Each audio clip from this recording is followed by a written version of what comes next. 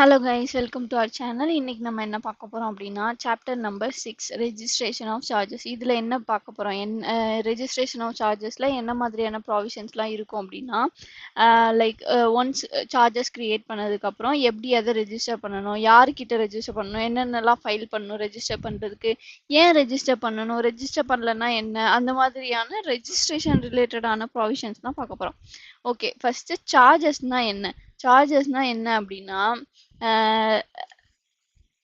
It is like a security for a loan. ஒரு லோனுக்கு security கொடுக்குற மாதிரி தான் சார்ஜஸ். ஒரு எக்ஸாம்பிளோட நான் உங்களுக்கு சொல்கிறேன். சப்போஸ் ஒரு கம்பெனி வந்து 100 lakhs வர்த்தில் ஒரு லேண்ட் அண்ட் பில்டிங் வச்சுருக்கு. லேண்ட் அண்ட் பில்டிங் இருக்குது. அந்த கம்பெனிக்கு வந்து லோன் தேவைப்படுது. 50 lakhsக்கு லோன் தேவைப்படுது. அவங்க என்ன பண்ணுறாங்க அப்படின்னா, இந்த 50 lakhsக்கு லோனுக்காக பேங்க் கிட்ட போகிறாங்க. பேங்க் வந்து செக்யூரிட்டியா இந்த லேண்ட் அண்ட் பில்டிங்கை தான் கேட்குறாங்க. என்ன பண்ணுவாங்க அப்படின்னா, இந்த 100 lakhs வார்த்தில் இந்த லேண்ட் அண்ட் பில்டிங்கில் சார்ஜஸ் கிரியேட் பண்ணுவாங்க in favour of the bank. In favour of the பேங்க்கு சார்ஜஸ் கிரியேட் பண்ணுவாங்க. சார்ஜஸ் கிரியேட் பண்ணிட்டாங்க அப்படின்னா என்ன அர்த்தம் அப்படின்னா, சப்போஸ் அந்த கம்பெனி வந்து இந்த 50 lakhs ரீபே பண்ண முடியலை அப்படின்னா என்ன பண்ணுவாங்க அப்படின்னா, இந்த லேண்ட் அண்ட் பில்டிங்கை செல் பண்ணி இந்த பேங்க்குக்கு செட்டில் பண்ணுவாங்க.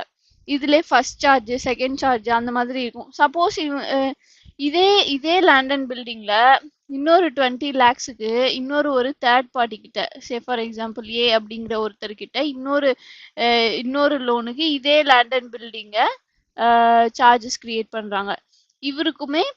இவருக்குமே இந்த அசெட் மேல செக்யூரிட்டி இருக்கு. ஸோ என்ன, இவர் ஃபர்ஸ்ட் சார்ஜ் கிரியேட் பண்ணியிருக்காரு அப்படின்னா, ஃபர்ஸ்ட் இந்த லேண்டை வித்தது மூலமா எவ்வளோ வருதோ அதுல ஃபர்ஸ்ட் இவங்களுக்கு செட்டில் பண்ணுவாங்க, இந்த பேங்க்குக்கு செட்டில் பண்ணுவாங்க.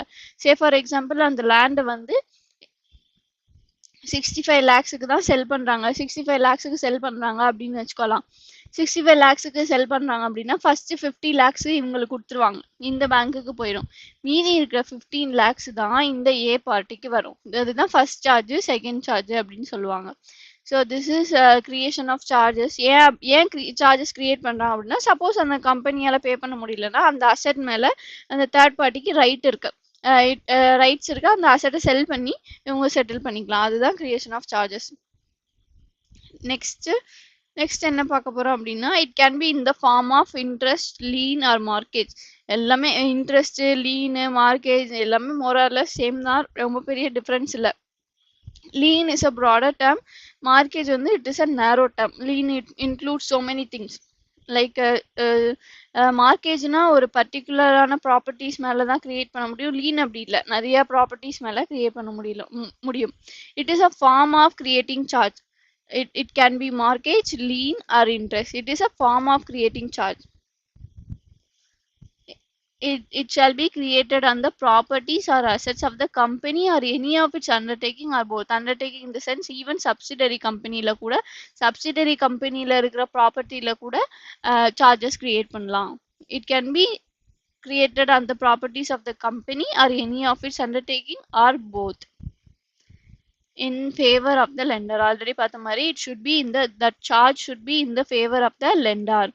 தென் டைப்ஸ் ஆஃப் சார்ஜஸ். என்னென்ன டைப்ஸ் ஆஃப் சார்ஜஸ் இருக்குது அப்படின்னா, fixed charge, floating charge. Fixed சார்ஜ்னா என்ன அப்படின்னா, அந்த சார்ஜ் கிரியேட் பண்ணுறாங்கல்ல அந்த ப்ராப்பர்ட்டியோட value will be fixed. Like land and building, machinery, office permissions, இதோட வேல்யூலாம் ஃபிக்ஸடாக இருக்கு இல்லையா. அப்ரிசியேஷன்லாம் நடக்கும். பட் ஃப்ளோட்டிங் சார்ஜஸ் என்னன்னு சொன்னேன்னா உங்களுக்கு ஃபிக்ஸட் சார்ஜஸ் வந்து ஈஸியாக புரிஞ்சிடும். ஃப்ளோட்டிங் சார்ஜஸ் எது மேலே கிரியேட் பண்ணுவாங்க அப்படின்னா, the value of which is changing. Like raw material, stock in trade, debtors, இதெல்லாம் அந்த கம்பெனியில் யூஸ்வலாக பர்ச்சேஸ் பண்ணுறது, சேல் பண்ணுறது அந்த மாதிரி நடந்துகிட்டே இருக்கும். அந்த ஃபிக்ஸட் வேல்யூ இருக்காது ரா மெட்டீரியலுக்கும், ஸ்டாக் இன் ட்ரேட்க்கும், டெட்டாஸ்க்கும். ஸோ இதெல்லாம் தான் ஃப்ளோட்டிங் சார்ஜ் அப்படின்னு சொல்லுவாங்க. ஸோ ஃபிக்ஸட் சார்ஜ் இப்போ உங்களுக்கு என்னன்னு புரிஞ்சிருக்குன்னு நினைக்கிறேன். லேண்ட் அண்ட் பில்டிங் இந்த மாதிரியான அந்த கம்பெனியோட ட்ரேடிங் ஐட்டம்ஸ் இல்லாமல் அந்த கம்பெனி யூஸ் பண்ணுற அசெட்ஸ் மேலே கிரியேட் பண்ணுறது தான் fixed assets. It will be identified at the time of creation of charge.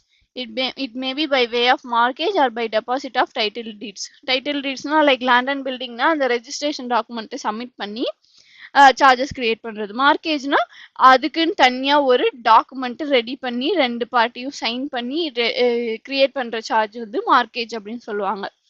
Next fixed சார்ஜ்ல வந்து that company is not permitted to sell, அந்த அசெட்டை செல் பண்ண முடியாது. அப்படியே செல் பண்ணாலும் only with the permission of or consent of the charge holder. Charge ஹோல்டரோட permission இல்லாம செல் பண்ண முடியாது. சார்ஜ் ஹோல்டர்னா யாரு? Nothing but the creditor. யார் அந்த மணியை லெண்டா இருக்கால, யார் மணி கொடுக்குறாங்களோ அவங்க, அந்த சார்ஜ் ஹோல்டரோட பர்மிஷன் இல்லாம இந்த ஃபிக்ஸட் சார்ஜ் அசெட்டை செல் பண்ண முடியாது.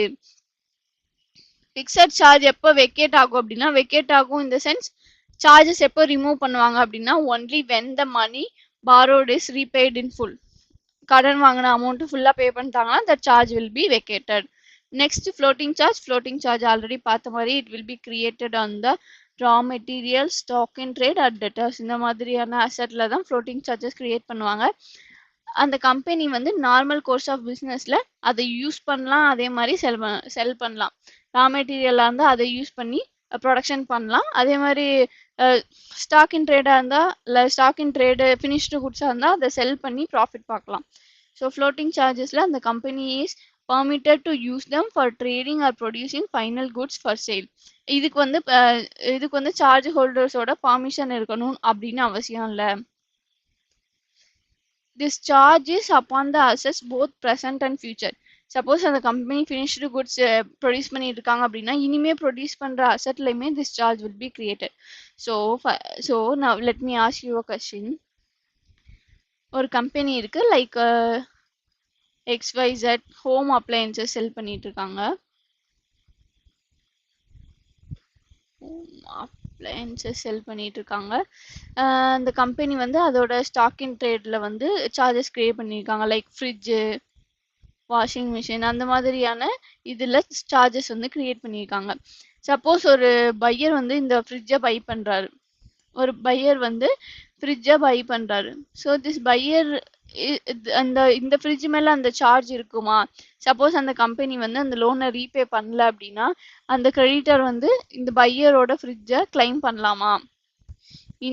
இந்த ஃப்ரிட்ஜ் மேலே தான் நான் சார்ஜஸ் கிரியேட் பண்ணேன், ஸோ எனக்கு இந்த ஃப்ரிட்ஜை கொடுங்க அப்படின்னு சொல்லிட்டு பையர் கிட்ட கிளைம் பண்ணலாமா அப்படின்னா no.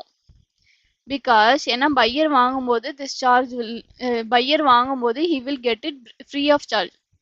Customer will get this item purchased by him free of charge. Free of charge தான் he will get. அந்த பையருக்கு வந்து போகும்போது அதில் சார்ஜஸ் இருக்காது. he will get it free of charge. Next crystallization of floating charge. Crystallization of floating சார்ஜஸ்னா என்ன அப்படின்னா, floating சார்ஜஸாக இருக்கு. சப்போஸ் அந்த கம்பெனி அதை பே பண்ணல, அந்த லோனை பே பண்ணல அப்படின்னா, அந்த stock in trade it will become fixed. ஃபிக்ஸட்னா என்ன அர்த்தம்னா, அந்த கம்பெனி அதை செல் பண்ண முடியாது, செல் பண்ணுறதுக்கு ரைட்ஸ் கிடையாது. ஃப்ளோட்டிங் சார்ஜஸாக இருக்கிற வரைக்கும் அந்த கம்பெனி அதை வந்து செல் பண்ணிக்கலாம். பட் ஒன்ஸ் அந்த கம்பெனி லோன் பே பண்ணுறதுல டிஃபால்ட் பண்ணிட்டாங்க ஆர் லிக்விடேஷனில் போகிறாங்க அப்படின்னா, பிரீச் ஆஃப் டேர்ம்ஸ், இந்த மாதிரியான சுச்சுவேஷனில் that floating charge will become fixed charge. இதை தான் கிறிஸ்டலைசேஷன் ஆஃப் ஃப்ளோட்டிங் சார்ஜ்னு சொல்லுவாங்க. Floating charge remains dormant. Dormant na inactive. Floating charge remains dormant until it becomes fixed or crystallization. Once fixed ஆனதுக்கு அப்புறம் தான் it gets into action. அதாவது அதுக்கப்புறம் தான் அதை லைக் அந்த ரைட் வந்து கிரெடிட்டாருக்கு கிடைக்குது. Next duty to register charges. யார் சார்ஜஸை ரெஜிஸ்டர் பண்ணணும் அண்டர் செக்ஷன் 77. பிரைமரி டியூட்டி யாரோடது அப்படின்னா கம்பெனியோடது. கம்பெனி தான் அதை ரெஜிஸ்டர் பண்ணிக்கணும். It is the primary duty of the company. அது டேஞ்சிபிளாக இருக்கலாம், அந்த அசெட் வந்து டேஞ்சிபிளாக இருக்கலாம், இன்டேஞ்சிபிளாக இருக்கலாம். It may be situated in India or outside India. அந்த பர்டிகுலர்ஸை ரெஜிஸ்டர் பண்ணுறது யாரோட டியூட்டினா கம்பெனியோட டியூட்டி தான். அவுட் சைடில் இந்தியாவில் இருந்தாலுமே it is the duty of the company to get the charges registered. ஏன் ரெஜிஸ்டர் பண்ணணும் அப்படிங்கிறத we will see later. Even charges is created by deposit of title deeds. அவங்க சார்ஜஸ்க்குன்னு தனியாக டாக்குமெண்ட் கிரியேட் பண்ணல, ஆல்ரெடி இந்த டைட்டில் டீடை சப்மிட் பண்ணி charges create பண்ணுறாங்க. In that case also அவங்க அந்த சார்ஜஸ் வந்து ரெஜிஸ்டர் பண்ணணும். It is also registrable by the borrowing company. Next registration by the charge holder. Suppose அந்த கம்பெனி வந்து ரெஜிஸ்டர் பண்ணல வித்தின் 30 டேஸ்க்குள்ள ரெஜிஸ்டர் பண்ணணும். கம்பெனி ரெஜிஸ்டர் பண்ணுறதுக்கு எவ்வளோ நாள் டைம்னா 30 days. அந்த 30 டேஸ்க்குள்ள கம்பெனி ரெஜிஸ்டர் பண்ணல அப்படின்னா charge holder in whose favour the charge is created, அதாவது சார்ஜ் ஹோல்டர் கிரெடிட்டார் அவர் தான் அதை ரெஜிஸ்டர் பண்ணணும். சப்போஸ் கம்பெனி ஃபெயில் பண்ணிட்டாங்கன்னா அந்த charge holder need to get it registered. Next registration by purchaser. Suppose ஒரு அசெட் இருக்கு, அந்த அசெட்ல வந்து ஆல்ரெடி சார்ஜஸ் வந்து கிரியேட் பண்ணியிருக்காங்க. அந்த அசெட்ல ஆல்ரெடி சார்ஜஸ் வந்து கிரியேட் பண்ணியிருக்காங்க. சப்போஸ் ஒரு ஆல்ரெடி சார்ஜஸ் கிரியேட் பண்ணியிருக்க கம்பெனி லெட்ஸே ஏபிசின்னு ஒரு கம்பெனி வந்து ஆல்ரெடி சார்ஜஸ் கிரியேட் பண்ணியிருக்காங்க. வித் பர்மிஷன் ஆஃப் சார்ஜ் ஹோல்டரோட பர்மிஷனோட this ABC is selling this asset to XYZ limited அப்படிங்கிற கம்பெனிக்கு இந்த அசெட்டை செல் பண்றாங்க. So now this XYZ limited அது வாங்கும்போது வித் சார்ஜஸோட தான் வாங்குவாங்க. Until and unless that charges vacated, அதை பே பண்ணல, அந்த டெப்ட அந்த கிரெடிட்டாருக்கு பே பண்ற வரைக்குமே இந்த charge will be there in the asset. So இந்த XYZ வாங்கும்போது அந்த சார்ஜோட தான் வாங்குறாங்க. அது எப்படி, எதுக்காக ஒரு என்டிட்டி வந்து ஆல்ரெடி சார்ஜஸ் கிரியேட் ஆயிருக்க ஒரு அசெட்டை வாங்குவாங்க?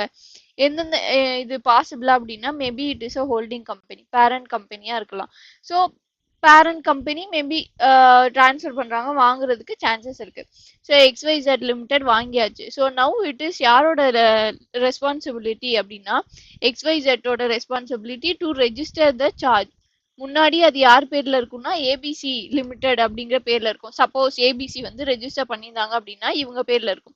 சப்போஸ் ஏபிசி ரெஜிஸ்டர் பண்ணல அப்படின்னா XYZ ரெஜிஸ்டர் பண்ணணும். சப்போஸ் ஏபிசி ரெஜிஸ்டர் பண்ணிட்டாங்க அப்படின்னா XYZ இந்த அவங்க நேம்ல ரீப்ளேஸ் பண்ணணும். ஏபிசி நேம் எடுத்துட்டு அவங்க XYZ அப்படின்னு ரீப்ளேஸ்மெண்ட் பண்ணணும்.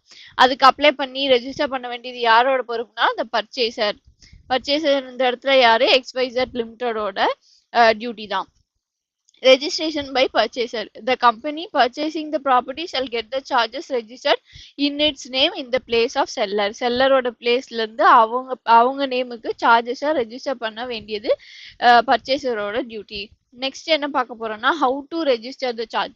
இப்போ வரைக்கும் யார் ரெஜிஸ்டர் பண்ணலாம் அப்படின்னு பார்த்தோம். How to register the charge, அதுக்கு என்னென்ன சப்மிட் பண்ணோம் அப்படின்னா பர்டிகுலர்ஸ் ஆஃப் த சார்ஜஸ், எந்த அசெட் மேல கிரியேட் பண்ணியிருக்கோம், எவ்வளோ லோன், இந்த மாதிரியான பர்டிகுலர்ஸ், அந்த சார்ஜஸோட particulars along with a copy of the instrument. Copy of the இன்ஸ்ட்ருமெண்ட்னா என்னன்னா nothing but a contract. Instrument is nothing but a contract between யாருக்குன்னா கம்பெனி அண்ட் சார்ஜ் ஹோல்டர். கம்பெனிக்கும் சார்ஜ்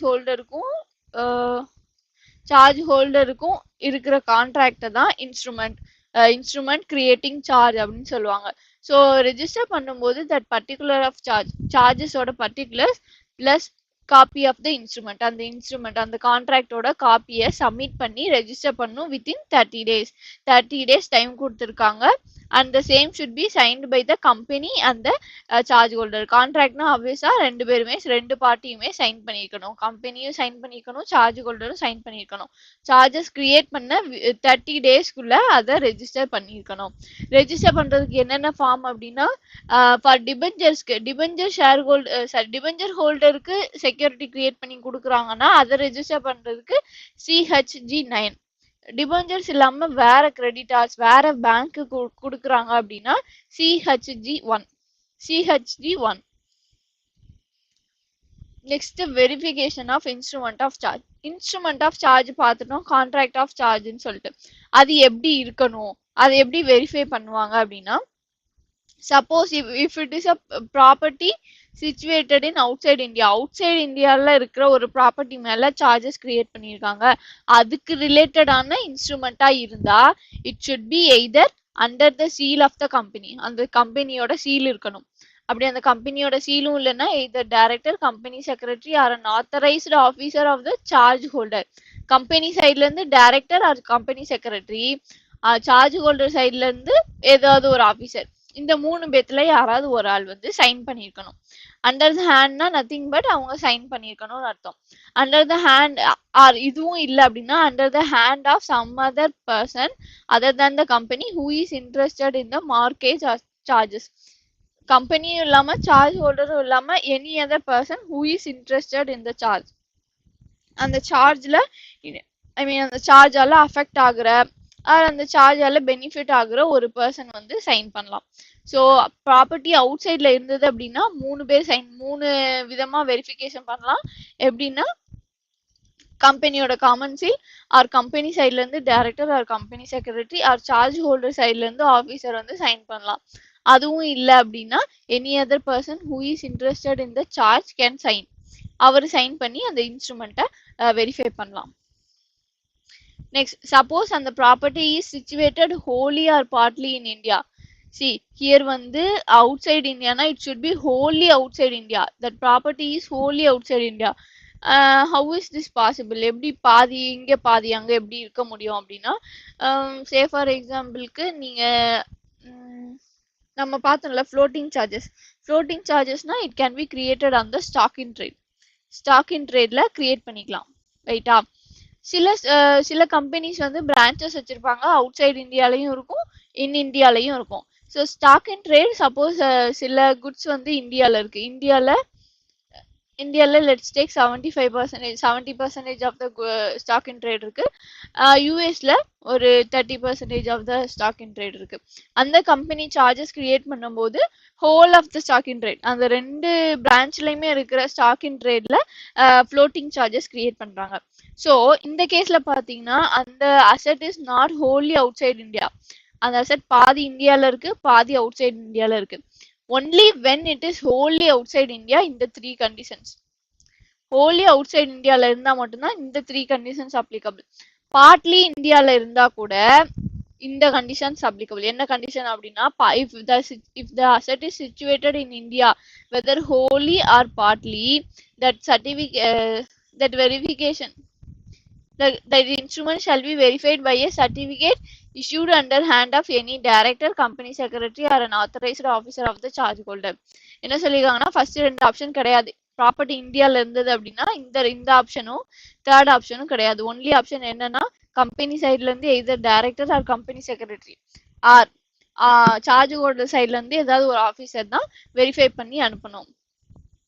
கம்பெனியோட காமன் சீலோ இல்லைன்னா any other person who is interested on the மார்க்கேஜோ verify பண்ண முடியாது for property situated in India. உங்களுக்கு verification concept புரிஞ்சுக்கும்னு நினைக்கிறேன். நெக்ஸ்ட் வந்து எக்ஸ்டென்ஷன் ஆஃப் டைம் லிமிட். எவ்வளோ டைம் கொடுத்துருக்காங்க, ஒரிஜினல் பீரியட் எவ்வளோ அப்படின்னா ஆல்ரெடி நம்ம பார்த்த மாதிரி 30 days. இங்க ஆல்ரெடி பார்த்தோம்ல 30 daysக்குள்ள ரெஜிஸ்டர் பண்ணிருக்கணும். பட் எக்ஸ்டென்ஷன் டைம் பீரியட் எவ்வளோ நாளைக்கு வாங்கிக்கலாம் அப்படின்னா, ஆக்சுவலி என்ன அப்படின்னா கவர்மெண்ட் என்ன ஃபீல் பண்ணாங்க அப்படின்னா, கவர்மெண்ட் என்ன நினைக்கிறாங்கன்னா 2/11/2018 அப்போ கவர்மெண்ட் என்ன ரியலைஸ் பண்றாங்க அப்படின்னா, நிறைய கம்பெனிஸ் வந்து சார்ஜஸை ரெஜிஸ்டரே பண்ண மாட்டேங்கிறாங்க. அதோட இம்பார்ட்டன்ஸ் வந்து யாருக்குமே புரியல, நிறைய கம்பெனிஸ்க்கு கிரெடிட்டர்ஸ்க்கு எல்லாம் புரியல. ஸோ நம்ம வந்து இந்த ப்ராவிஷன்ஸை ரொம்ப ஸ்ட்ரிக்ட் ஆக்கணும் அப்படின்னு சொல்லிட்டு கவர்மெண்ட் வந்து நினைக்கிறாங்க. எப்போ அப்படின்னா November 2, 2018 வந்து நினைக்கிறாங்க. ஸோ இந்த ப்ராவிஷன்ஸை ஸ்ட்ரிக்ட் ஆக்கணும் அப்படின்னு சொல்லிட்டு நினைக்கிறாங்க. ஸோ அவங்க வந்து ஒரு ஆப்ஷன் கொடுக்குறாங்க. இதுக்கு முன்னாடி November 2, 2018க்கு முன்னாடி என்னென்ன சார்ஜஸ் கிரியேட் பண்ணிருக்கீங்களோ அவங்களுக்கு நாங்கள் நிறைய டைம் கொடுக்குறோம், இந்த டைமுக்குள்ள நீங்க ரெஜிஸ்டர் பண்ணிக்கோங்க அப்படின்னு சொல்லிட்டு அதுக்கு முன்னாடி நிறைய பேர் ரெஜிஸ்டர் பண்ணாம இருப்பாங்க இல்லையா, அவங்களுக்கு ஒரு ஆப்ஷன் கொடுக்குறாங்க. என்ன ஆப்ஷன் அப்படின்னா, if the charge is created before 2/11/2018 2018க்கு முன்னாடி கிரியேட் பண்ண சார்ஜா இருந்தா ஒரிஜினல் பீரியட் எவ்வளோ 30 days. 30 daysக்குள்ள நீங்க ரெஜிஸ்டர் பண்ணிருக்கணும். அப்படி நீ ரெஜிஸ்டர் பண்ணல அப்படின்னா வித்தின் 300 daysக்குள்ள நீ ரெஜிஸ்டர் பண்ணிக்கணும் வித் அடிஷனல் ஃபீயோட சேர்த்து ரெஜிஸ்டர் பண்ணிக்கணும். சாரி கைஸ், 300 daysல அடிஷனல் ஃபீயோட சேர்த்து நீ ரெஜிஸ்டர் பண்ணிரு அப்படின்னு சொல்றாங்க. அந்த 300 daysக்குள்ளயுமே அவங்க பண்ணல அப்படின்னா இன்னும் உனக்கு எக்ஸ்டென்ஷன் டைம் தரேன். எவ்வளோ அப்படின்னா 6 months from 2nd November 2018. 2nd November 2018ல இருந்து 6 months டைம் எடுத்துக்கோ. அந்த 6 monthsக்குள்ள நீ வந்து ரெஜிஸ்டர் பண்ணிருக்கணும். இந்த மாதிரி எக்ஸ்டென்ஷன் பீரியட்ல எல்லாம் உங்களுக்கு அடிஷனல் ஃபீஸ் இஸ் அப்ளிகபிள். 30 daysக்குள்ள பே பண்ணனா ஒரிஜினல் ஃபீஸ் தான், அடிஷனலாலாம் எதுவும் பே பண்ண தேவையில்ல. 300 டேஸ்க்குள்ள பே பண்ணனா உனக்கு அடிஷனல் ஃபீ. அந்த 300 டேஸையும் தாண்டி நீ 6 மந்த்ஸ்ல பே பண்ணனா ஸ்டில் அடிஷனல் ஃபீஸ் மட்டும்தான். ஆட் வேலரம்னு ஒரு ஃபீஸ் இருக்கு, அது வந்து இங்க வந்து அப்ளிகபிள் கிடையாது. நான் அது அந்த பாயிண்ட் வரும்போது நான் சொல்றேன். எப்படி சே ஃபார் எக்ஸாம்பிள் இது ஒரு எக்ஸாம்பிள் வச்சு பார்க்கலாம். Suppose the charge is created and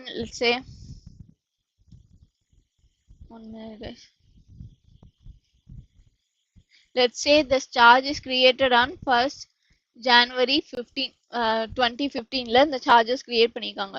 so first 30 டேஸ்க்குள்ள create பண்ண ரெஜிஸ்டர் பண்ணிருக்கணும், ரெஜிஸ்டர் பண்ணல.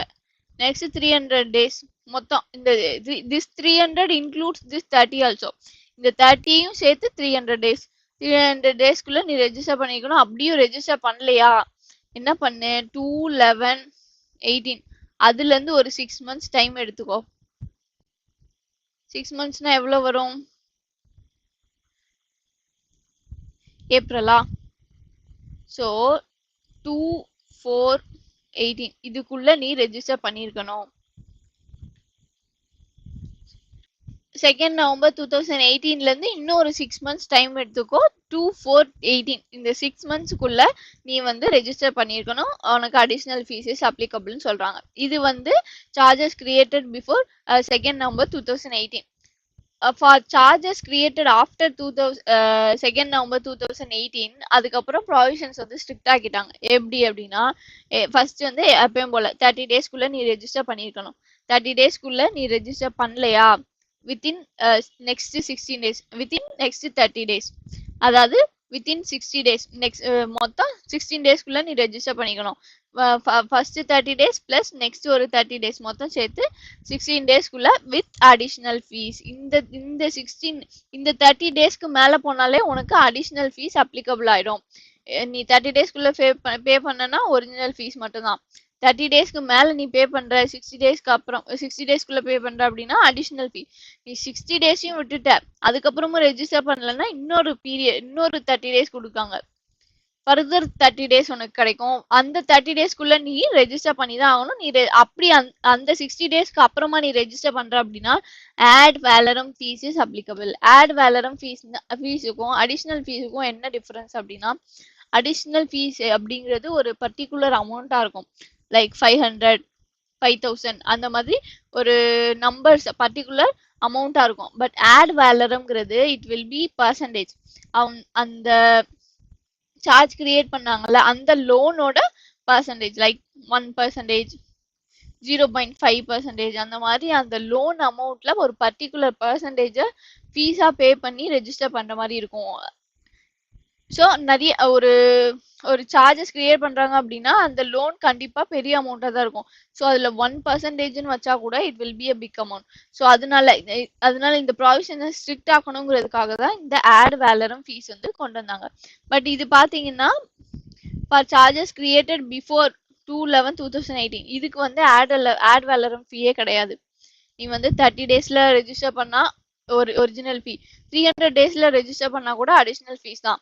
அதையும் விட்டுட்டு நீ அடுத்து 2nd November 2018க்கு அப்புறம் நெக்ஸ்ட் 6 மந்த்ஸ்ல நீ ரெஜிஸ்டர் பண்ணா கூட அப்பயுமே உனக்கு அடிஷனல் ஃபீஸ் தான், ஆட் வேலரம் ஃபீஸே கிடையாது. பட் 2/11/2018க்கு அப்புறம் நீ ரெஜிஸ்டர் பண்ற அப்படின்னா ஃபர்ஸ்ட் 30 டேஸ்க்கு ஒரிஜினல் ஃபீஸ், நெக்ஸ்ட் 30 டேஸ்ல ரெஜிஸ்டர் பண்ணா அடிஷனல் ஃபீஸ், அதுக்கடுத்து அப்பயும் ரெஜிஸ்டர் பண்ணல அப்படின்னா நெக்ஸ்ட் 30 டேஸ்ல நீ ரெஜிஸ்டர் பண்ணும்போது ஆட் வேலரம் ஃபீஸ், அதாவது பர்சன்டேஜ்ல அந்த லோன் அமௌண்ட்ல பர்டிகுலர் பர்சன்டேஜ் வந்து ஃபீஸா சார்ஜ் பண்ணுவாங்க. This is all about extension of time limit. So whenever ஒரு கம்பெனி வந்து எக்ஸ்டென்ஷன் வேணும்னா அதுக்குமே அப்ளை பண்ணிருக்கணும். அந்த 30 டேஸ் முடியறதுக்குள்ள அதுக்குமே என்ன பண்ணிருக்கணும்னா அப்ளை பண்ணிருக்கணும். யாருக்கிட்ட, ரெஜிஸ்ட்ரார் கிட்ட அப்ளை பண்ணிருக்கணும். ஒன்ஸ் அப்ளை பண்ணும்போது அவங்க என்ன பண்ணணும் அப்படின்னா ஒரு டிக்ளரேஷன் ஃபைல் பண்ணுவோம். By declaration from the company signed by its company secretary or director. அந்த கம்பெனியோட செக்ரட்டரியோ ஆர் டைரக்டரோ சைன் பண்ணிருக்கணும். என்ன அப்படின்னா this belated filing shall not adversely affect the rights of any other intervening creditors. அப்படின்னா என்ன அர்த்தம் அப்படின்னா நம்ம ஆல்ரெடி பார்த்த மாதிரி ஒரு 100 lakhs worth உள்ள, அதாவது 1 crore 100 lakhs worth உள்ள ஒரு லேண்ட் இருக்கு. அதுக்கு வந்து 50 lakhsக்கு ஒரு பேங்க் கிரெடிட் கொடுக்குறாங்க. இவங்க தான் ஃபர்ஸ்ட் கிரெடிட் கொடுக்குறாங்க. இவங்களோட தான் ஃபர்ஸ்ட் ரெஜிஸ்டர் பண்ணியிருக்கணும் கம்பெனி. அதுக்கப்புறம் ஒரு 20 lakhsக்கு ஒரு ஏ அப்படிங்கிற ஒரு பர்சன் வந்து கிரியேட் பண்ணியிருக்காரு. அந்த கம்பெனி வந்து இன்ஸ்ட்ருமெண்ட் ஆஃப் சார்ஜஸ்ல இதுதான் ஃபர்ஸ்ட் சார்ஜ்னு இருக்கு. சப்போஸ் இந்த கம்பெனி வந்து அதை ரெஜிஸ்டர் பண்ணாம இதை ரெஜிஸ்டர் பண்ணிட்டாங்கன்னா இது ஃபர்ஸ்ட் சார்ஜ் ஆயிரும். ஏன்னா ஒரு சார்ஜஸை எப்ப ரெஜிஸ்டர் பண்றாங்களோ அப்பதான் that is valid. until and unless it is not registered it is not valid. அது ரெஜிஸ்டர் பண்ணல அப்படின்னா அது வேலிடே கிடையாது. ஸோ சப்போஸ் அந்த பேங்க் வந்து இதை ஃபர்ஸ்ட் ரெஜிஸ்டர் அந்த கம்பெனி வந்து இதை ஃபர்ஸ்ட் ரெஜிஸ்டர் பண்ணாம இதை ரெஜிஸ்டர் பண்ணாங்கன்னா this will become first charge. இது இவங்களுக்கு தான் ஏக்கு ப்ரையாரிட்டி போயிடும். பட் ஆக்சுவலி பேங்க் தானே ஃபர்ஸ்ட் சார்ஜ் கிரியேட் பண்ணியிருக்காங்க. அஸ் பெர் த இன்ஸ்ட்ருமெண்ட் யாரோடது ஃபர்ஸ்ட் சார்ஜ்னா பேங்கோட தான். ஸோ பேங்க் சப்போஸ் ஏயோடது ரெஜிஸ்டர் பண்ணாங்க அப்படின்னா it will affect the interest of the intervening creditor. இவரு தான் இன்டர்வீனிங் கிரெடிட்டார் அப்படின்னு சொல்றாங்க. இதுதான் இன்டர்வீனிங். ஒரே அசெட்ல 2-3 கிரெடிட்டாருக்கு அமௌண்ட் கொடுக்க வேண்டியது இருந்ததுன்னா அதை தான் இன்டர்வீனிங் கிரெடிட்டார்ஸ் சொல்லுவாங்க. So registering of a will affect the interest of the bank. So அந்த கம்பெனி என்ன பண்ணும் அப்படின்னா எக்ஸ்டென்ஷன் வாங்கும்போது this will not affect the interest of any other intervening creditors அப்படின்னு ஒரு டெக்ளரேஷன் ஃபைல் பண்ணியிருக்கணும். அதை ஃபைல் பண்ணா மட்டும்தான் ரெஜிஸ்டர் வந்து எக்ஸ்டென்ஷன் கொடுப்பாங்க.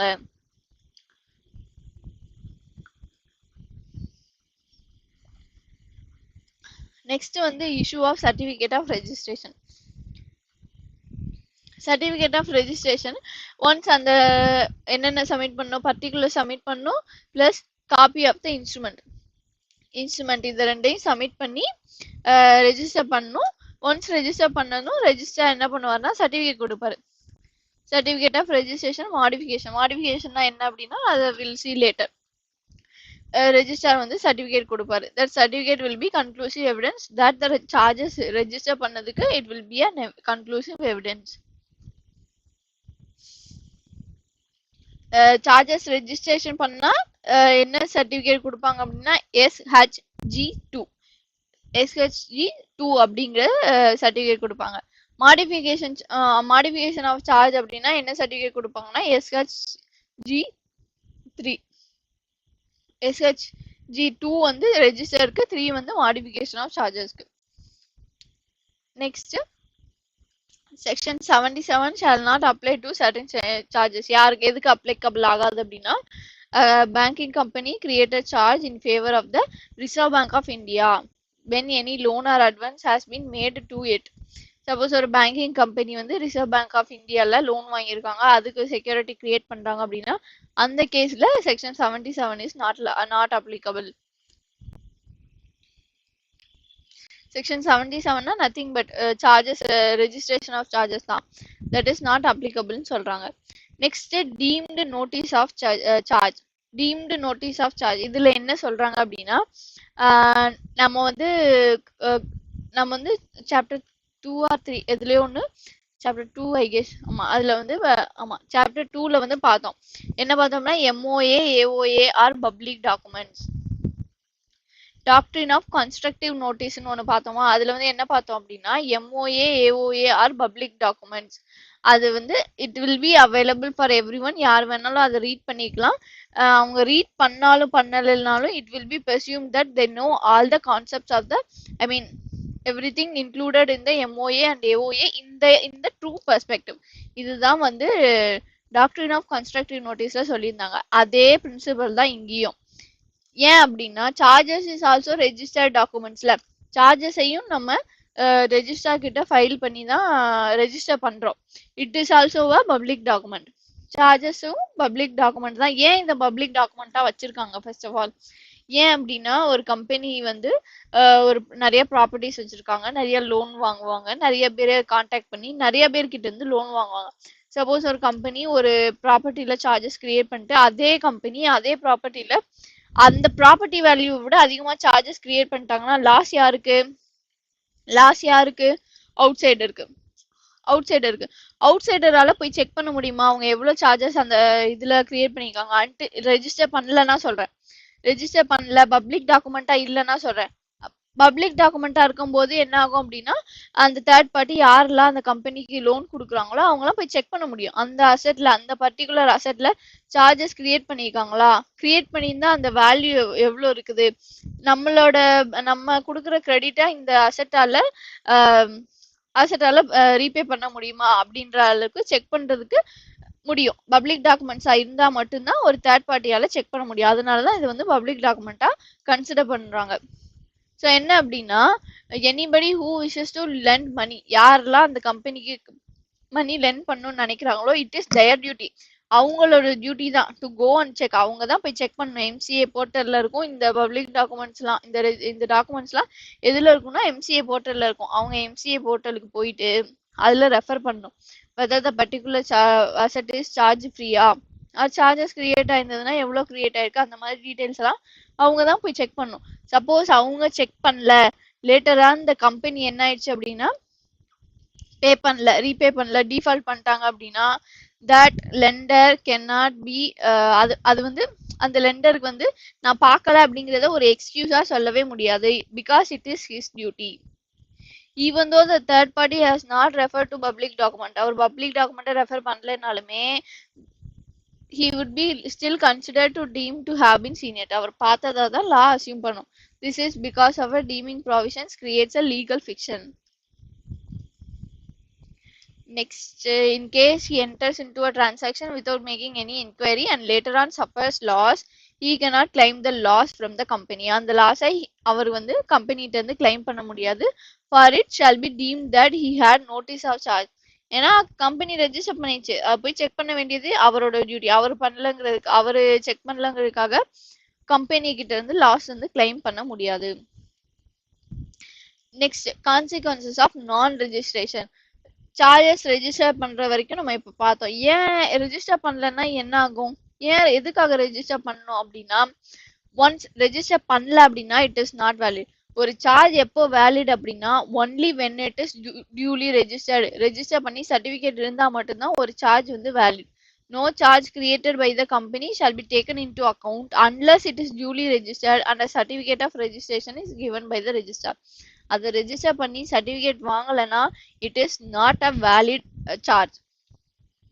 Charge will become void against the liquidator or other creditors at the time of winding up the creditor whose charge has not been registered will be reduced to the level of unsecured creditor. Suppose அவரோட charges register பண்ணல அப்படின்னா அவருக்கு அந்த அசெட்ல எந்த ரைட்ஸுமே கிடையாது, எந்த செக்யூரிட்டியுமே கிடையாது. he will lose his security. அவரோட security will be lost. The debt is valid. The debt is valid. அந்த டெட் வேலிட். அதை வந்து அவர் கோர்ட்ல கிளைம் பண்ணியோ வேற எப்படியோ வாங்கிக்கலாம். பட் தட் செக்யூரிட்டி லாஸ், அந்த ப்ராப்பர்ட்டியை செல் பண்ணி செட்டில் பண்ணும்போது இவர் வந்து அவரோட கிளைம் பண்ண முடியாது, அவரோட ரைட்ஸை கிளைம் பண்ண முடியாது. ஏன்னா that charge is not registered. He will be considered as an unsecured creditor. The debt is valid may be enforced against a company through the courts by filing a suit. Case file பண்ணி மணியை collect பண்ணிக்கலாம். Debt is valid but security is lost. Charge holder loses priority. Suppose registration பண்ணல, later registration பண்றாங்க அப்படின்னா charge holder will loses his priority. எப்படி அப்படின்னா நம்ம already பார்த்ததுதான். இந்த இது வந்து இந்த எக்ஸாம்பிள்ல நம்ம ஆல்ரெடி பார்த்ததுதான். 100 lakhs worth லேண்டுக்கு 50 lakhsக்கு ஒரு பேங்க்ல இருந்து நம்ம அந்த கம்பெனி வந்து லோன் வாங்கியிருக்காங்க. அதுல வந்து சார்ஜஸ் கிரியேட் பண்ணியிருக்காங்க. அதே கம்பெனி அதே லேண்டுக்கு இன்னொரு 20 lakhs அப்படிங்கிற பர்சன் கிட்ட இருந்து வாங்கியிருக்காங்க. பட் என்ன அப்படின்னா இது வந்து 30 daysக்குள்ள ஃபைல் பண்ணும், ரெஜிஸ்டர் பண்ணல. இதையும் 30 daysக்குள்ள ரெஜிஸ்டர் பண்ணும். அவங்க ரெஜிஸ்டர் பண்ணிட்டாங்க. இதுக்கு முன்னாடி இந்த சார்ஜஸ் ரெஜிஸ்டர் பண்றதுக்கு முன்னாடியே இந்த சார்ஜஸை ரெஜிஸ்டர் பண்றாங்க. அப்போ யாருக்கு ஃபர்ஸ்ட் சார்ஜ் ப்ரையாரிட்டி போகும் அப்படின்னா இவங்களுக்கு தான் போகும். திஸ் அப்படிங்கிற பர்சனுக்கு தான் ஃபர்ஸ்ட் சார்ஜ் அந்த ப்ரையாரிட்டி போகும். This bank will lose his priority. They will be consider as a second charge. It will be consider as second charge for the bank. பேங்க்குக்கு வந்து ஒன்ஸ் ஏவை செட்டில் பண்ணதுக்கு அப்புறமா தான் அந்த பேங்க்குக்கு வந்து செட்டில் பண்ணுவாங்க. இது நம்ம ஆல்ரெடி பார்த்தது தான். சப்போஸ் ஏ வந்து ஆஃப்டர் எக்ஸ்டென்ஷன் டைம்ல ரெஜிஸ்டர் பண்ணியிருந்தா கூட இங்க நம்ம பார்த்தோம் எக்ஸ்டென்ஷன் டைம்ல வந்து கம்பெனி வந்து டிக்ளேர் பண்ணணும் it will not affect any of the rights of the intervening creditors but still register பண்ணிட்டாங்க இட் இஸ் அஃபெக்டிங்னாலும் ரெஜிஸ்டர் பண்ணிட்டாங்கன்னே வச்சுக்கலாம் அந்த எக்ஸ்டென்ஷன் டைம்ல ரெஜிஸ்டர் பண்ணிட்டாங்க ஸ்டில் யாருக்கு ஃபர்ஸ்ட் சார்ஜ் போகும் அப்படின்னா ஏக்கு தான் போகும் ஸ்டில் ஏ தான் ஃபர்ஸ்ட் சார்ஜ் கிரியேட் ஆகும் அந்த பேங்க்குக்கு வந்து செகண்ட் சார்ஜ் தான் அதுதான் வந்து இங்க கொடுத்துருக்காங்க any subsequent registration of a charge shall not prejudice any right acquired in respect of any property before the charge is actually registered இங்க பார்த்தனா உங்களுக்கு புரியாது இந்த எக்ஸாம்பிள் வந்து நீங்க க்ரோ த்ரூ பண்ணீங்க அப்படின்னா நான் சொன்ன கான்செப்ட் வந்து எக்ஸாக்ட்லி உங்களுக்கு புரியும் இதுல கூட மென்ஷன் பண்ணிருப்பாங்களே நான் இந்த எக்ஸாம்பிள் வந்து நீங்க கோ த்ரூ பண்ணும்போது இந்த கான்செப்ட் வந்து உங்களுக்கு ஈஸியா புரியும் so we'll have a application okay we'll have a recap இப்போ பார்த்த வரைக்கும் நம்ம ஒரு recap விட்டுட்டு next we'll go to the next topic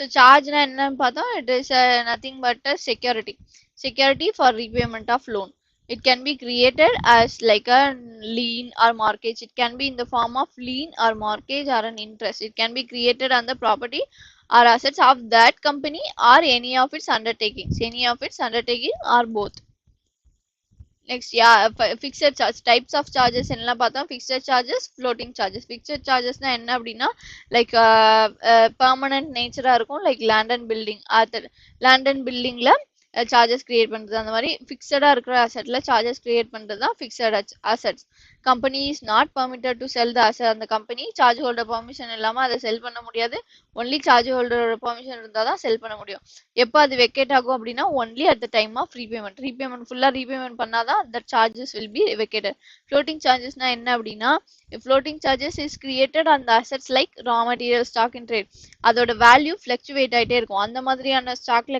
அந்த மாதிரியான அசெட்ல கிரியேட் பண்றது தான் floating charges will be dormant until it becomes fixed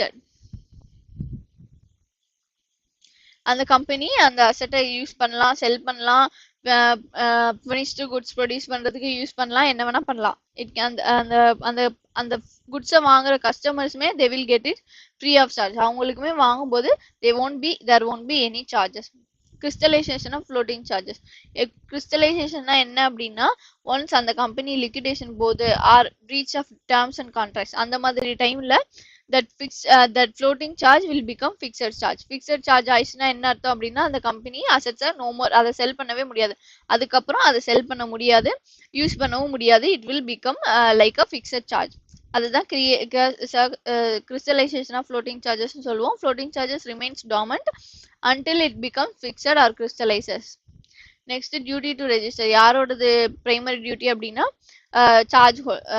கம்பெனியோடது தான் பிரைமரி டியூட்டி அவங்க தான் ரெஜிஸ்டர் பண்ணிருக்கணும் irrespective it is tangible or intangible in India or outside India it is a duty of the company to register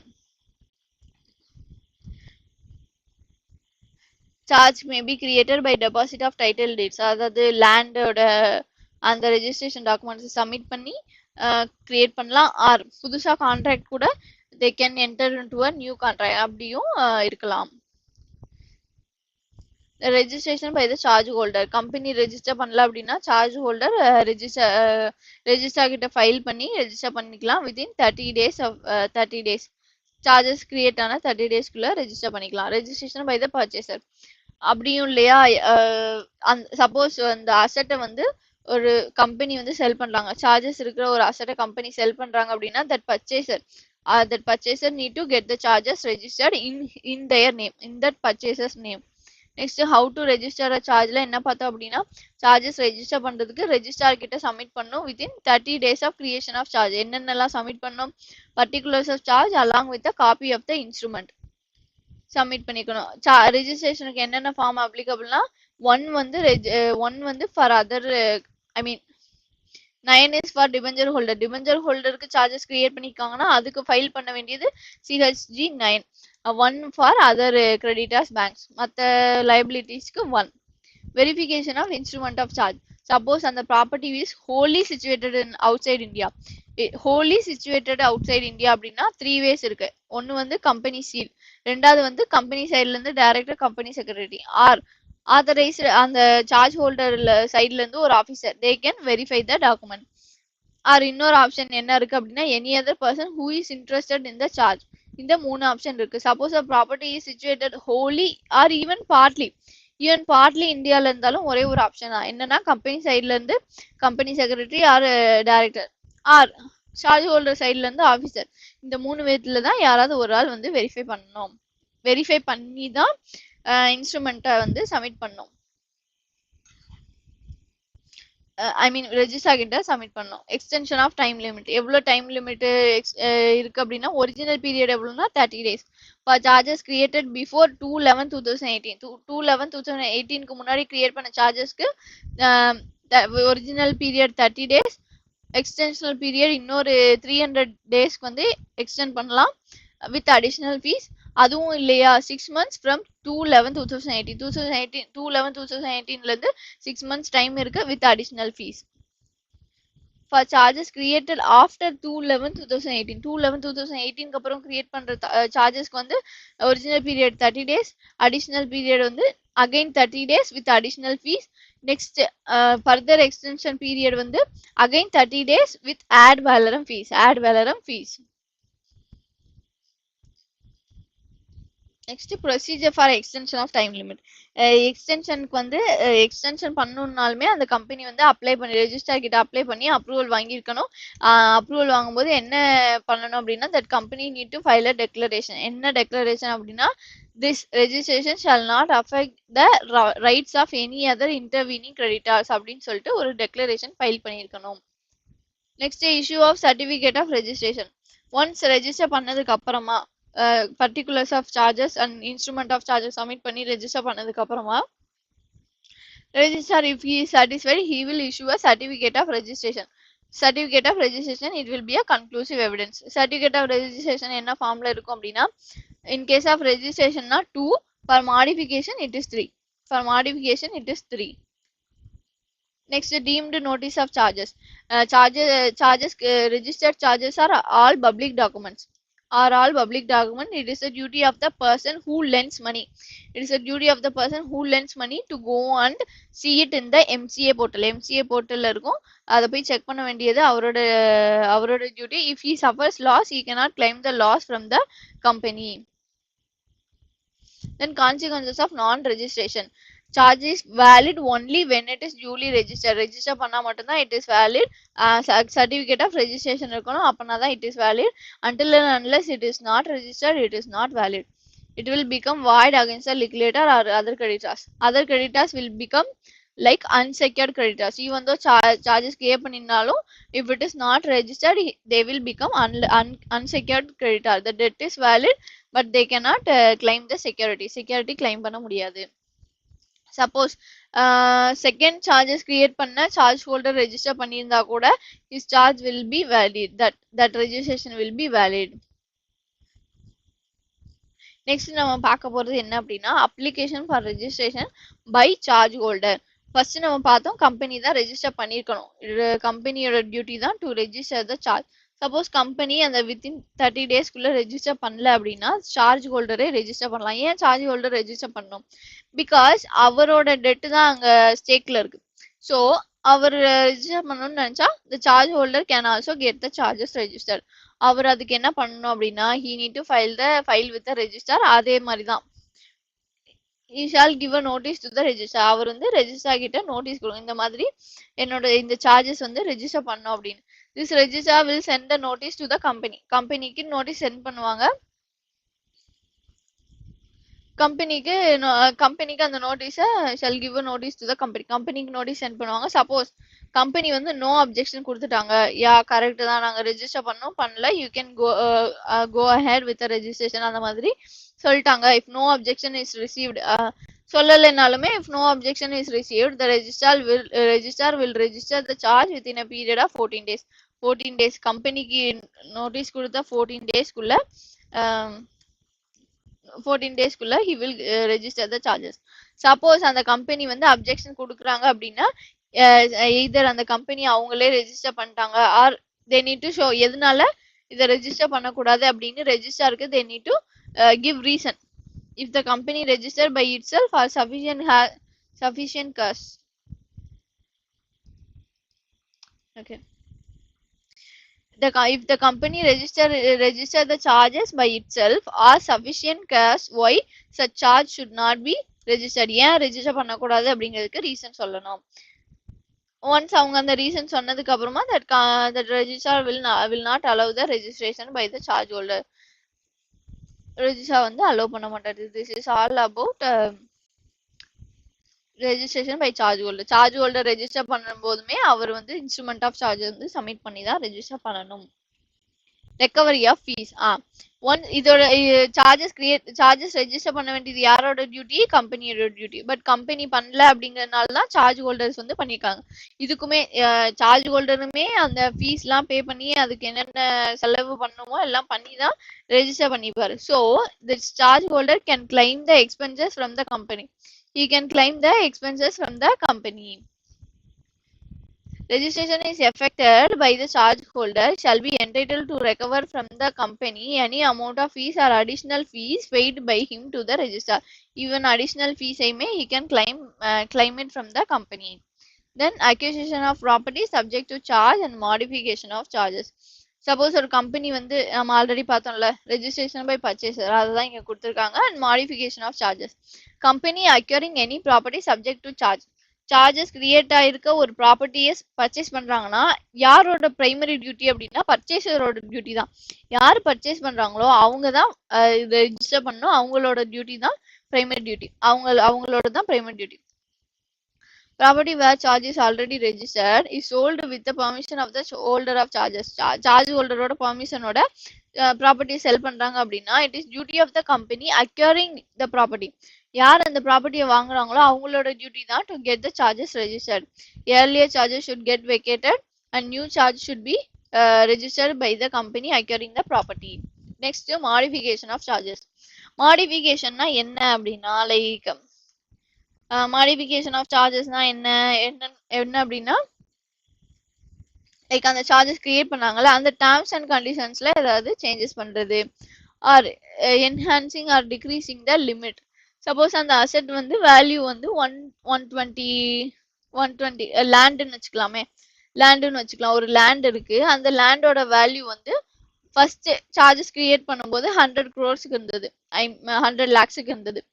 suppose லேண்டோட value after some years வந்து increase ஆயிருந்தது. First அதோட loan limit எவ்வளோ இருந்தது அப்படின்னா 80 lakhs. 100 lakhs value of the லேண்ட்னா charges வந்து 100 lakhsக்குமே create பண்ண முடியுமானா முடியாது. 80 lakh வரைக்கும் கிரியேட் பண்ணலாம் அப்படின்னு வச்சிருந்தாங்க. இப்போ அந்த லேண்டோட வேல்யூ 130 lakhs மாறிடுச்சு. நவ் இப்போ அந்த லேண்டுக்கு கிரெடிட் எவ்வளோ வாங்கலாம் அப்படின்னா 100 lakhs. 100 lakhsக்கு கிரெடிட் வாங்கிக்கலாம். இதுதான் enhancing or decreasing the limit அப்படின்னு சொல்லுவாங்க. இந்த மாதிரி சேஞ்சஸ் ஆனா கூட அதையும் ரெஜிஸ்டர் பண்ணணும். Next where the modification is by setting pari passu charge. Pari passu சார்ஜ்னா என்ன? செட்டிங் பரிபாசு சார்ஜ்னா என்ன அப்படின்னா பரிபாசு சார்ஜ்னா நத்திங் பட் ஃபர்ஸ்ட் சார்ஜ். நம்ம ஃபர்ஸ்ட் சார்ஜ் ஆல்ரெடி பார்த்தோம்ல. ஸோ பரிபாசு சார்ஜ்னா nothing but first charge. Setting pari passu charge அப்படின்னா என்ன அர்த்தம்னா giving up this first charge. எனக்கு ஃபர்ஸ்ட் சார்ஜ் ப்ரையாரிட்டி வேணாம், I am ready to be a second charge அப்படின்னு ஒருத்தங்க அக்செப்ட் பண்ணிக்கிறாங்க. இது எந்த கேஸ்ல நடக்கும் அப்படின்னா லைக் ஒரு ஹோல்டிங் கம்பெனி சப்சிடரி கம்பெனிக்கு லோன் கொடுத்துருக்காங்க, அதுக்கு சார்ஜஸ் கிரியேட் பண்ணிருக்காங்க அப்படின்னா holding company will become the charge holder, ரைட்டா? ஸோ அவர் என்ன சொல்றாரு,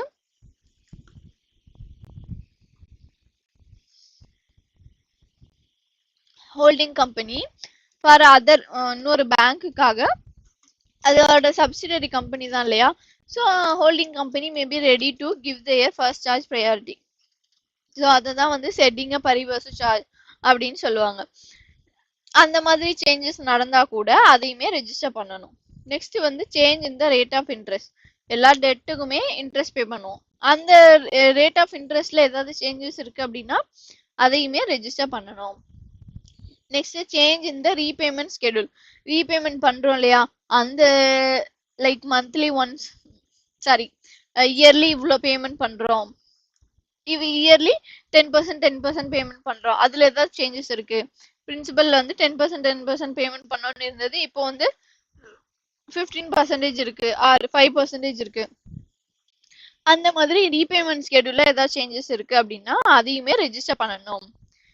next partial release of the charge on a particular asset or property. Suppose அந்த நம்ம ஆல்ரெடி பார்த்தோம்ல அந்த லேண்ட் கேஸே எடுத்துக்கலாம்.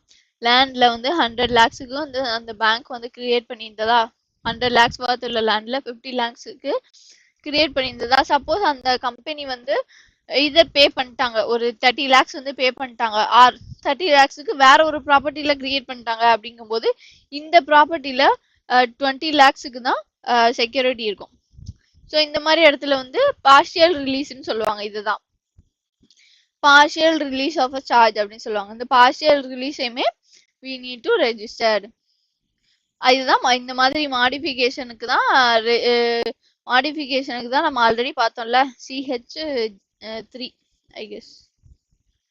யா, ஃபார் மாடிஃபிகேஷனுக்கு CH3 சப்மிட் பண்ணி நம்ம ரெஜிஸ்டர் கிட்ட சப்மிட் பண்ணி ரெஜிஸ்டர் பண்ணோம். ரெஜிஸ்டர் கிட்ட CH3 சப்மிட் பண்ணி ரெஜிஸ்டர் பண்ணோம். Certificate of modification of charge in form CH3 இங்கே கொடுத்துருக்காங்க. Okay, so this is all about registration of modification of charges. Next வந்து நம்ம என்ன பார்க்க போறோம் அப்படின்னா register of charges.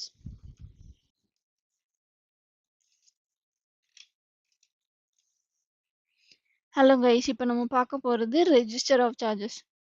register of charges னா என்ன அப்படின்னா it is like a record, it is like a book ன்னு வச்சுக்கலாம். For example, it is like a document, record, டாக்குமெண்ட்டை விட ரெக்கார்ட்னு சொல்லலாம். ஈவன் ரெஜிஸ்டர் அவர் சைட்லையுமே மெயின்டைன் பண்ணணும் அண்ட் ஆல்சோ கம்பெனியுமே மெயின்டைன் பண்ணணும். ஸோ ரெஜிஸ்டர் அவர் சைட்லேருந்து என்னென்ன பர்டிகுலர்ஸ்லாம் மெயின்டைன் பண்ணுவார்னா what are the charges created,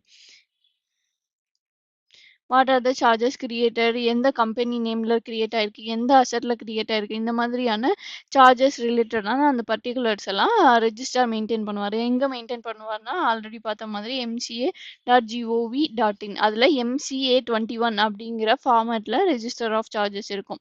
இதை யார் வேணாலும் இன்ஸ்பெக்ட் பண்ணிக்கலாமா, யார் வேணாலும் செக் பண்ணி பார்க்கலாமா, ஓப்பன் பண்ணலாமா?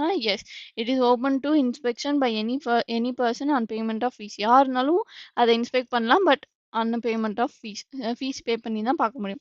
நெக்ஸ்ட் நம்ம பார்க்க போகிறது register of charges kept by the company. கம்பெனியும் ஒரு ரெஜிஸ்டர் ஆஃப் சார்ஜஸ் வச்சிருக்கணும் பார்த்தோம். ஸோ கம்பெனி என்ன மாதிரியான டீட்டெயில்ஸ்லாம் அதில் இன்க்ளூட் பண்ணியிருக்கணும் அப்படின்னா every company shall keep a register of charges, all the charges, floating charges, floating charges, fixed charges, எல்லா டீட்டெயில்ஸுமே இன்க்ளூட் பண்ணியிருக்கணும். affecting the properties and assets of that company and also அதோட அண்டர்டேக்கிங் கம்பெனியில் அசட்ஸ் சார்ஜஸ் கிரியேட் பண்ணியிருந்தாலும் அதையுமே record பண்ணி வைக்கணும். Next all the particulars of charges register, என்னென்ன பர்டிகுலர்ஸ்லாம் ரெஜிஸ்டர் பண்ணியிருக்காங்க, ஏதாவது மாடிஃபிகேஷன்ஸ் இருந்ததுன்னா என்ன மாதிரியான மாடிஃபிகேஷன், சாட்டிஸ்ஃபேக்ஷன், ஒன்ஸ் பேமெண்ட் பண்ணதுக்கப்புறமா அதை தான் சாட்டிஸ்ஃபேக்ஷன் சொல்லுவாங்க, அதை வந்து we will see later.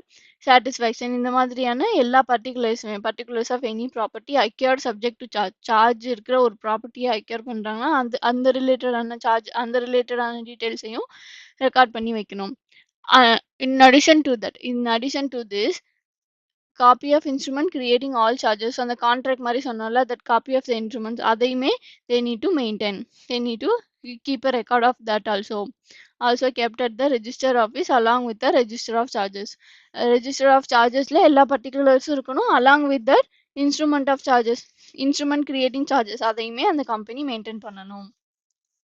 But registrar வந்து இன்ஸ்ட்ருமெண்ட் ஆஃப் சார்ஜஸ் வந்து காப்பி அவங்களுக்கு போகும் ரெஜிஸ்டாருக்கு, பட் ரெஜிஸ்டார் வந்து அதை மெயின்டைன் பண்ணணும்னு இல்லை, just he need to keep the particulars of all the charges registered.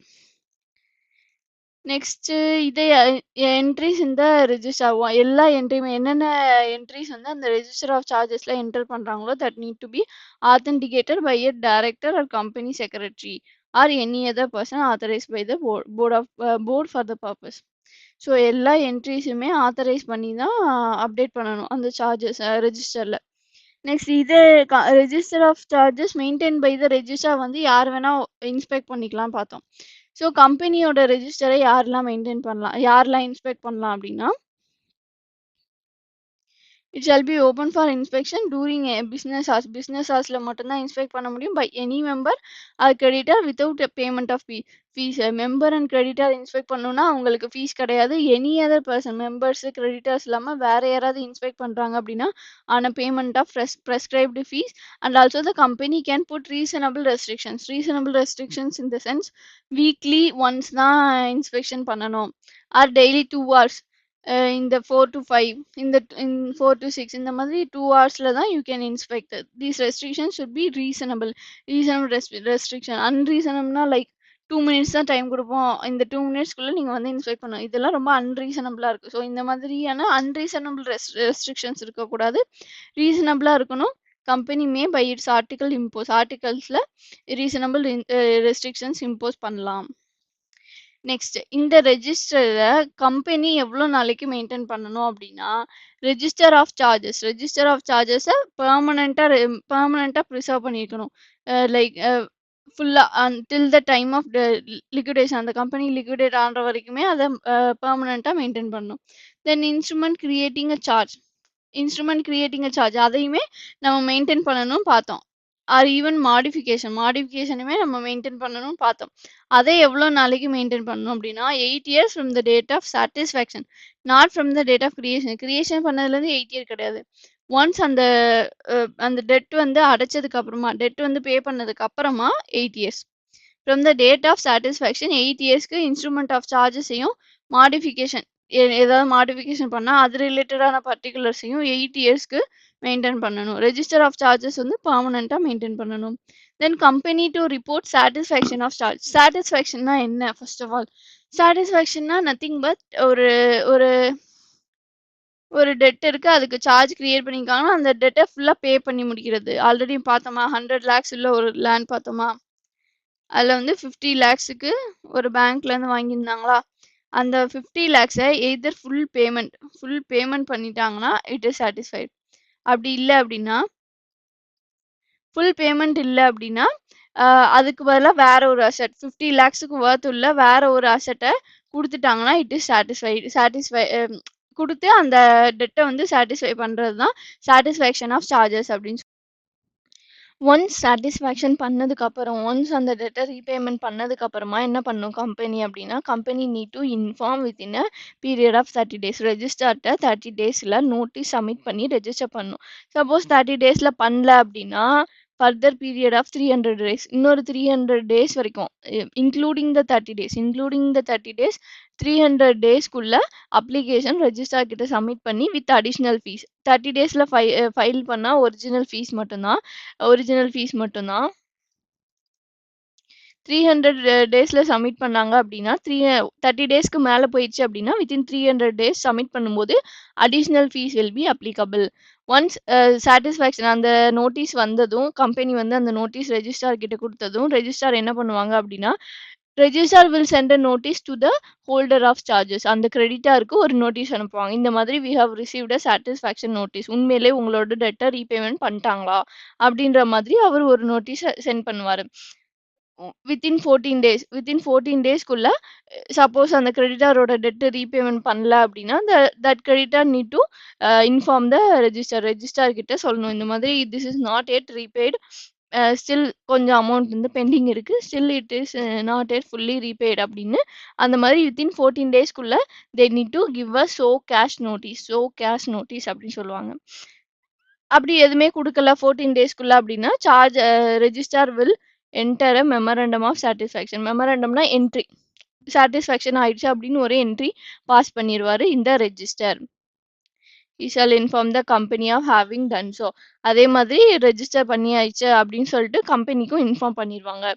Suppose அந்த நோட்டீஸ் கம்பெனி வந்து ரெஜிஸ்டாருக்கு கொடுக்குற notice already signed by the creditor, அந்த ஹோல்டர் ஆஃப் சார்ஜ் ஹோல்டர் வந்து ஆல்ரெடி அதை சைன் பண்ணியிருக்காரு அப்படின்னா ரெஜிஸ்டார் தனியாக இன்னொரு நோட்டீஸ் வந்து அவங்களுக்கு கொடுக்கணும்னு அவசியம் இல்லை. That sign will be enough. No notice is required to be sent in case the notice is signed by the holder of charge. If any cash is shown, registrar shall record a note to the effect and inform the company. Suppose creditor வந்து இல்ல this is not yet fully repaid அப்படின்னு சொல்லிட்டு ஒரு வேலிடான ஒரு reason சொல்றாரு அப்படின்னா தென் registrar அந்த memorandum of satisfaction பண்ண மாட்டாரு. கம்பெனிக்கு இன்ஃபார்ம் பண்ணிடுவாரு லைக் இந்த மாதிரி சார்ஜ் ஹோல்டர் இப்படி சொல்றாங்க so this is not yet registered அப்படின்னு சொல்லுவாங்க அப்படின்னு சொல்லிட்டு சொல்லுவாங்க. ஸோ ஒரு கம்பெனி வந்து ரெஜிஸ்டாருக்கு என்ன ஃபார்ம் சப்மிட் பண்ணணும் ஃபார் சாட்டிஸ்ஃபேக்ஷன் ஆஃப் சார்ஜ் அப்படின்னா சிஹெச்ஜி ஃபோர் இதை வந்து கம்பெனி சப்மிட் பண்ணுவாங்க. இது வந்து company to registrar. Once registrar வந்து ரெஜிஸ்டர் பண்ணதுக்கு அப்புறமா அவர் ஒரு நோட்டீஸ் கொடுப்பார்ல கம்பெனி டு ரெஜிஸ்டார்ல இருந்து கம்பெனிக்கு போகும்ல அது வந்து 5. He shall issue a certificate of registration in form CHG5. இது வந்து ப்ரிசர்வேஷன் ஆஃப் ரெக்கார்ட். இது நம்ம ஆல்ரெடி பார்த்தது தான். இன்ஸ்ட்ருமெண்ட் இங்கே வந்து இன்ஸ்ட்ருமெண்ட் மட்டும் தான் மென்ஷன் பண்ணியிருக்காங்க. The instrument creating a charge or modification எவ்வளோ இயர்ஸ்க்கு 8 இயர்ஸ்க்கு from the date of satisfaction 8 இயர்ஸ்க்கு அதை அந்த கம்பெனி ப்ரிசர்வ் பண்ணியிருக்கணும். நெக்ஸ்ட் வந்து section 83 power of registrar to make entries of satisfaction and release in the absence of an intimation from the company. இதில் என்ன சொல்லியிருக்காங்க அப்படின்னா சாட்டிஸ்ஃபேக்ஷன் சப்போஸ் அந்த கம்பெனி டெட்டை ரீபேமெண்ட் பண்ணிட்டாங்க அப்படின்னா அதான் சாட்டிஸ்ஃபேக்ஷன் சொல்லுவோம். சப்போஸ் அந்த கம்பெனி வந்து இன்டிமேட் பண்ணலை ரெஜிஸ்டாருக்கு இன்டிமேட் பண்ணல பட் ரெஜிஸ்டாருக்கு தெரியும் somehow he came to know இந்த டெட் ஹாஸ் பிகம் சாட்டிஸ்ஃபைட் அப்படின்னு எப்படியோ அவருக்கு தெரிஞ்சிச்சு ரெஜிஸ்டாருக்கு. ஸோ ரெஜிஸ்டாரை அவராகவே ரெஜிஸ்டரில் என்ட்ரி போடலாமா மெமரண்டம் ஆஃப் சாட்டிஸ்ஃபேக்ஷன் போடலாமா அப்படின்னா yes registrar have all the rights to do. If evidence is shown to the satisfaction of registrar that the debt secured by charge has been paid, suppose the registrar க்கு தெரிஞ்சது either wholly or in part that part of the property or undertaking charge has been released from the charge or has ceased to form part of the company's property or undertaking, he may enter in the register of charges a memorandum of satisfaction. அவரே memorandum of satisfaction register பண்ணலாம். Once அவர் register பண்ணதுக்கு அப்புறமா அவர் என்ன பண்ணணும் அப்படின்னா he need to inform the company. Yes, he need to inform the affected parties, not only the company, charge holderக்கும் inform பண்ணணும். வேற யாரெல்லாம் இதெல்லாம் அஃபெக்ட் ஆகுறாங்களோ அவங்களுக்கு that register need to inform within 30 days of making the entry போட்டு 30 daysக்குள்ள register அந்த கம்பெனிக்கும் சார்ஜ் ஹோல்டருக்கும் இன்ஃபார்ம் பண்ணணும். இஷ்யூ ஆஃப் சர்டிஃபிகேட் இதுக்கும் அதே தான் CHG5. Then intimation of appointment of receiver manager. இது ரிசீவர் மேனேஜர்னா என்ன அப்படின்னா சப்போஸ் ஒரு கம்பெனி வந்து லிக்விடேட் ஆகுது அப்படின்னா நிறைய அசெட்ஸ் இருக்கும். எல்லா அசெட்லையும் சார்ஜஸ் கிரியேட் பண்ணியிருப்பாங்க. அதெல்லாம் ப்ராப்பராக செட்டில் பண்ணணும். யாரோடது ஃபர்ஸ்ட் சார்ஜோ அவங்களுக்கு செட்டில் பண்ணணும். அதுக்கப்புறம் யாரோடது செகண்ட் சார்ஜோ அவங்களுக்கு செட்டில் பண்ணணும். இந்த மாதிரி ஒவ்வொரு அசெட்டுக்கும் தனியாக பார்க்கணும். ஸோ இதுக்காக either the court or the company or the creditors may appoint a receiver or manager. இதுக்காக ரிசீவர் ஆர் மேனேஜரை அப்பாயிண்ட் பண்ணியிருக்கலாம். இன்னொரு எக்ஸாம்பிள் என்ன சொல்லலாம் அப்படின்னா பிரீச். சப்போஸ் அந்த ஏதாவது ஒரு டேர்ம்ஸ் அண்ட் கண்டிஷனா அந்த கம்பெனி பிரீச் பண்றாங்க லைக் மந்த்லி ஒன்ஸ் ரீபேமெண்ட் பண்ணணும் பட் பண்ணல that is a breach. Already charge create ஆன ஃபிக்ஸட் அசெட்டை செல் பண்ண முடியாது. Without the charge holder permission அதை செல் பண்ண முடியாது. But the company has sold the property, that is also breach. இந்த மாதிரி பிரீச் நடக்கும்போது கிரெடிட்டார் வந்து கிரெடிட்டார்ஸ்லாம் போய் கோர்ட்டில் கேஸ் ஃபைல் பண்ணி இந்த மாதிரி this company is doing breaching, so எங்களுக்கு வந்து ஒரு ரிசீவர் ஆர் மேனேஜர் அப்பாயிண்ட் பண்ணுங்கன்னு ஸ்ட்ரைட்டாக கம்பெனி கோர்ட்டுக்கு போகலாம். ஆர் த கம்பெனிக்கிட்டே ரெக்வஸ்ட் பண்ணி ஒரு ரிசீவர் ஆர் மேனேஜரை அப்பாயிண்ட் பண்ண வைக்கலாம். So these are the example where the receiver or manager will be appointed. இன்னும் நிறைய கேஸ் இருக்கு. நான் ஃபார் எக்ஸாம்பிளுக்கு இந்த 2 சொல்லியிருக்கேன். ஸோ இந்த மாதிரி ரிசீவர் ஆர் மேனேஜர் அப்பாயிண்ட் பண்ணணுன்னே என்ன பண்ணணும் அப்படின்னா நத்திங் அதே தான் ரெஜிஸ்டாருக்கு இன்ஃபார்ம் பண்ணணும். யார் இன்ஃபார்ம் பண்ணணும் அப்படின்னா either that receiver or manager, அந்த ரிசீவர் ஆர் மேனேஜர் யாரை அப்பாயிண்ட் பண்றாங்களோ அந்த பர்சன் ரெஜிஸ்டாருக்கு நோட்டீஸ் கொடுக்கணும். அப்படி இல்லையா அந்த பர்சன் இல்லைன்னா யார் அப்பாயிண்ட் பண்றா எய்தர் அந்த கம்பெனியா இருக்கலாம் ஆர் கிரெடிட்டாரா இருக்கலாம் ஆர் ஈவன் கோர்ட்டா கூட இருக்கலாம். யார் அப்பாயிண்ட் பண்றாங்களோ that person NEET to give notice. இந்த 2 பேருமே நோட்டீஸ் குடுக்கணும். 2 பேர்ல யாராவது ஒரு ஆள் நோட்டீஸ் குடுக்கணும். If any person obtains an order for the appointment of receiver or a person to manage the property which is subject to a charge, or if any person appoints such receiver or person, யார் appoint பண்றாலோ that person need to give notice of such appointment to the company and the registrar. Even companyக்கும் கொடுக்கணும், registrarக்கும் கொடுக்கணும் within 30 days with a copy of the order. With a copy of the order within 30 days. Registrar shall register the particulars of receiver, person or instrument in the register of charges. அதை register பண்ணிட்டு அதே மாதிரி once அந்த ரிசீவரோட வேலை முடிஞ்சோடனே அவரோட appointment முடிஞ்சிருமா, and ceasing to hold such appointment. ஒன்ஸ் அவரோட அப்பாயின்மெண்ட் முடிஞ்சதுக்கு அப்புறமுமே he need to inform to the registrar and the company. என்ன அப்படின்னா என்னோட வேலை முடிஞ்சிச்சு, ஐம் லீவிங், அந்த மாதிரி ஒரு நோட்டீஸ் வந்து கம்பெனிக்கும் கொடுக்கணும், ரெஜிஸ்டாருக்கும் கொடுக்கணும். The person appointed as above shall give notice to the effect to the company and the registrar. The registrar shall register such notice. Next, section 86, you can go through. Section 87, rectification by central government in register of charges. இதுல என்ன சொல்லியிருக்காங்க அப்படின்னா, suppose ஒரு company வந்து நிறைய file பண்றாங்க, charges வந்து நிறைய கிரியேட் பண்றாங்க. அதுல வந்து ஒவ்வொரு கம்பெனி, பெரிய பெரிய கம்பெனிலாம் எடுத்துட்டா நிறைய அசெட் இருக்கும், நிறைய கிரெடிட்டர்ஸ் இருப்பாங்க, நிறைய சார்ஜஸ் கிரியேட் பண்ணியிருப்பாங்க. சப்போஸ் ஏதோ ஒரு பர்டிகுலர் ஃபைலிங், அதாவது ரெஜிஸ்டார் கிட்ட நிறைய ஃபைல் பண்ணுவாங்க இல்லையா, அதுல ஏதோ ஒரு ஃபைலிங்ல தப்பு இருக்கு, மிஸ்டேட்மெண்ட் இருக்கு. ஏதோ ஒரு ஃபார்ம்ல மிஸ்டேட்மெண்ட் பண்ணியிருக்காங்க, ஆர் ஒமிட் பண்ணிட்டாங்க, ஒரு பர்டிகுலர் இம்பார்ட்டன்டான மெட்டீரியல் ஃபேக்டை ஒமிட் பண்ணிட்டாங்க அப்படின்னு கம்பெனிக்கு தெரியுது. இந்த மாதிரி மிஸ்டேட்மெண்ட் நடந்திருக்கு, அது ஒமிஷன் நடந்திருக்கு அப்படின்னு நினைக்கிறாங்க. அதை ரெக்டிஃபை பண்ணணும்னு நினைக்கிறாங்க. அது எப்படி பண்ணலாம், அதுதான் இந்த செக்ஷன். அதே மாதிரி இன்னொரு கேஸ் என்னன்னா சாட்டிஸ்ஃபேக்ஷன். எவ்வளோ நாள்ல சாட்டிஸ்ஃபேக்ஷன் பண்ணணும் அப்படின்னா 30 டேஸ். 30 டேஸ்ல பண்ணல அப்படின்னா அடிஷ்னல் பீரியட், அதாவது extended period 300 days.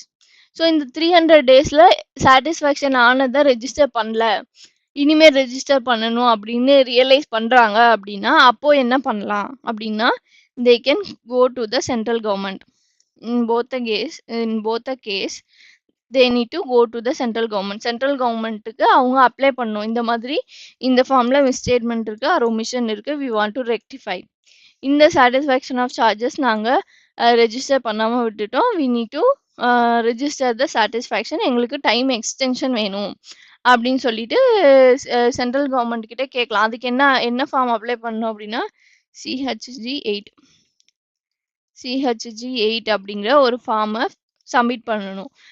Central government once இந்த நோட்டீஸ் வந்ததுக்கு அப்புறமா தே நீட் டு செக் எதனால அவங்க ஒமிட் பண்ணியிருக்காங்க, எதனால மிஸ்டேட்மெண்ட், எதனால சாட்டிஸ்ஃபேக்ஷன் வந்து ரெஜிஸ்டர் பண்ணல. இஃப் இட் இஸ் வேலிட் ரீசனா இருந்தா, ஏன்னா ஏதாவது வேலிட் ரீசன் சொன்னாங்க அப்படின்னா, சென்ட்ரல் கவர்மெண்ட் அக்செப்ட் பண்ணாங்க அப்படின்னா சென்ட்ரல் கவர்மெண்ட் அந்த மிஸ்டேட்மெண்ட்டை ரெக்டிஃபை பண்றதுக்கு சான்ஸ் கொடுப்பாங்க.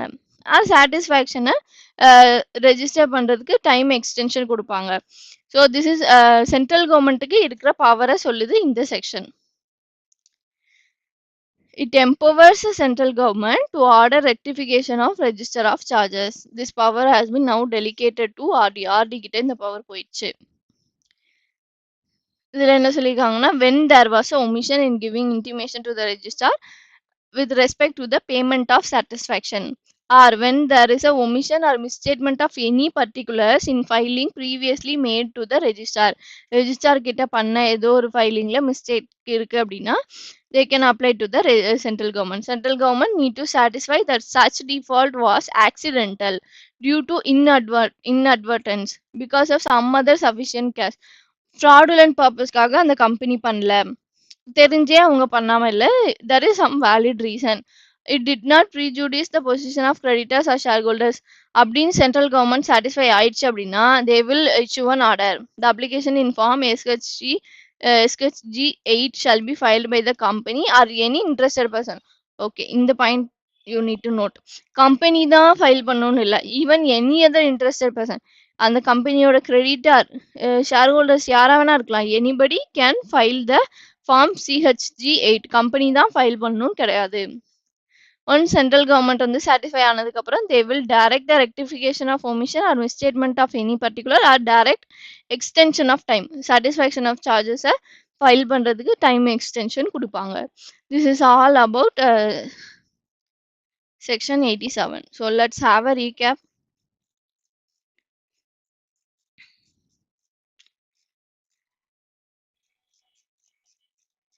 Okay, இதுலேருந்து we will have a recap. Application for registration of charge by charge holder. யார் ஃபர்ஸ்ட் சார்ஜஸை ரெஜிஸ்டர் பண்ணணும்? யாரோட பிரைமரி டியூட்டினா company. Suppose company did not file within 30 டேஸ்னா சார்ஜ் ஹோல்டர் வந்து ரெஜிஸ்டர் கிட்ட அப்ளை பண்ணலாம். ரெஜிஸ்டர் என்ன பண்ணுவார்? Register will give a notice to the company. Suppose the company showing some valid reason objection சொல்றாங்க அப்படின்னா company will not register. Suppose company எந்த அப்ஜெக்ஷனும் சொல்லல அப்படின்னா register will register the same within a period of 14 days and ஒரு சர்டிஃபிகேட்டும் கொடுப்பாரு. Next recovery of fees. Once அந்த சார்ஜ் ஹோல்டர் வந்து ஃபைல் பண்ணி ரெஜிஸ்டர் பண்றாங்கன்னா they can recover the fees from the company. Acquisition of property subject to a charge and modification of charge. Once charge இருக்கிற ஒரு ப்ராப்பர்ட்டியை வாங்கினா யார் ரெஜிஸ்டர் பண்ணணும்? யாரோட பிரைமரி டியூட்டி அப்படின்னா the company who buys the who purchases the property, the company who acquires the property, it is the duty of the purchasing company. Already இருக்கிற charge should be vacated and new charge should be get registered by the company which has now acquired the property. Then modification of charges. Modification of charges னா என்ன மாதிரியான modification இருக்கலாம்? என்ன மாதிரியான modification இருக்கலாம் அப்படின்னா like terms and கண்டிஷன்ஸ்ல ஏதாவது modification இருக்கலாம்.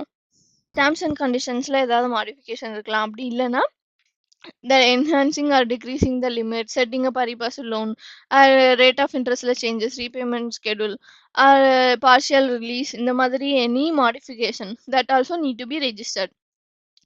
Once அந்த modification register பண்ணதும் registrar will give a certificate in form CHG 3. CHG 3 ல certificate கொடுப்பாரு. ரெஜிஸ்டர் ஆஃப் சார்ஜஸ் கம்பெனியும் மெயின்டைன் பண்ணுவாங்க, ரெஜிஸ்டாரும் மெயின்டைன் பண்ணுவாங்க. ரெஜிஸ்டார் என்ன மெயின்டைன் பண்ணுவாங்கன்னா particulars of the charges register, என்னென்ன பர்டிகுலர்ஸ், எந்த கம்பெனி, எந்த அசட், இந்த மாதிரியான பர்டிகுலர்ஸ் ஆஃப் சார்ஜஸை மெயின்டைன் பண்ணுவாங்க. இது எங்க இருக்கும் அப்படின்னா MCA போர்ட்டல்ல, MCA வெப்சைட்ல இருக்கும். MCA 21 அப்படிங்கிற ஃபார்ம்ல இருக்கும். யார் வேணா இன்ஸ்பெக்ட் பண்ணலாமா? Yes, anybody can inspect and payment of fees. Company என்னென்னலாம் ரெஜிஸ்டர் பண்ணோம் அப்படின்னா they also need to have a register of charges and copy of instrument. என்னென்ன சார்ஜஸ்லாம் கிரியேட் பண்ணியிருக்காங்களோ அதுக்குரிய copy of instrument that also need to be preserved. And also the particulars of charges register, என்னென்ன particularஸ்லாம் register பண்ணியிருக்காங்க with register, என்னென்ன modification, satisfaction, இந்த மாதிரி எல்லா பர்டிகுலர்ஸுமே மெயின்டைன் பண்ணணும். இதை யாரெல்லாம் இன்ஸ்பெக்ட் பண்ணலாம் அப்படின்னா யாரெல்லாம் இன்ஸ்பெக்ட் பண்ணலாம் அப்படின்னா any member or creditor without any payment of fees. Only during business ஹவர்ஸ்ல மட்டும்தான் இன்ஸ்பெக்ட் பண்ண முடியும். Any member or creditor, any other person, member or creditor இல்லாம வேற யாராவது இன்ஸ்பெக்ட் பண்ணோம் அப்படின்னா maybe the company may put reasonable restrictions, but the restrictions would be reasonable by its articles. சரி, எவ்வளோ நாளைக்கு ப்ரிசர்வ் பண்ணணும் இந்த ரெஜிஸ்டர்ஸை? எவ்வளோ நாளைக்கு ப்ரிசர்வ் பண்ணணும் அப்படின்னா register of charges should be preserve பெர்மனென்ட்லியாக இருக்கணும். இன்ஸ்ட்ருமெண்ட் கிரியேட்டிங் சார்ஜஸ் அதை 8 இயர்ஸ்க்கு ப்ரிசர்வ் பண்ணணும். 8 years from the date of satisfaction of charges. Next, company to report satisfaction of charges. Once company வந்து ரீபேமெண்ட் பண்ணிட்டாங்க ஆர் அதுக்கு பதிலாக வேற ஒரு அசெட் கொடுத்துட்டாங்க அப்படின்னா அதுதான் we will call satisfaction. Once satisfaction பண்ணதுக்கு அப்புறமா வித்தின் 30 days இன்ஃபார்ம் பண்ணணும் ரெஜிஸ்டாருக்கு. 30 daysல பண்ணல அப்படின்னா 300 daysல இன்ஃபார்ம் பண்ணணும் with additional fees. And once notice receive ஆனதும் register will send a notice to the holder of charges. Charge ஹோல்டருக்கு நோட்டீஸ் சென்ட் பண்ணுவார்.